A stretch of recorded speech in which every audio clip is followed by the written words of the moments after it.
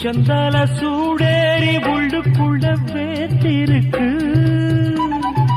ஆத்து மணலோரம் ஊத்து பறிச்சு கைய சேர்த்து அணைச்சபடி முங்கி குளிச்சு அள்ளிக்கூடி தின்னுவத போல தண்ணிக்குள்ள நின்னுக்கிட்டு நாம அதுதான் புது சுகம்.